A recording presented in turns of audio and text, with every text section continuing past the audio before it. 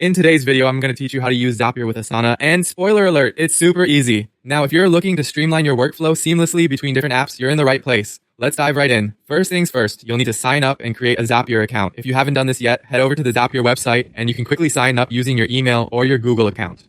Zapier is a platform that connects various applications and automates your tasks.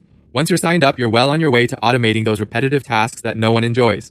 Once you've set up your Zapier account, the next step is to connect Asana. To do this, go to the My Apps section within your Zapier dashboard. Here, you'll want to add Asana, a tool that's perfect for managing tasks and projects. You'll simply log into your Asana account within Zapier, and just like that, the two services are connected, opening up a whole world of automated possibilities. With Asana all set up, you're ready to make a Zap, which is the core of the Zapier automation process. A Zap consists of two main parts, a trigger and an action. A trigger starts the flow of automation. For example, you might choose a new Salesforce lead, a new email in Gmail, or a new task in Asana itself. Essentially, any event that initiates the task automation you're looking for can act as your trigger.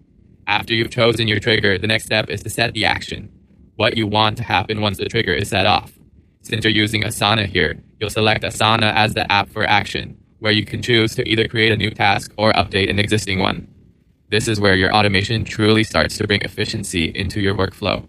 Next up, you'll need to map fields between the trigger and action. This means you're going to match the information from the trigger, such as lead name or due date, to the corresponding fields in your Asana task, like task name or task due date.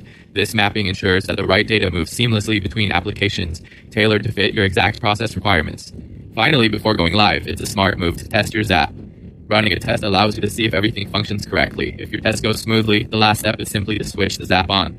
Once activated, your Zap will work in the background, connecting your apps and automating your tasks with no additional help from you. And there you have it, a seamless automation between Zapier and Asana. By following these steps, you can transform your workflow, reduce manual inputs, and free up your time to focus on more strategic endeavors. Thanks for tuning in, and happy automating.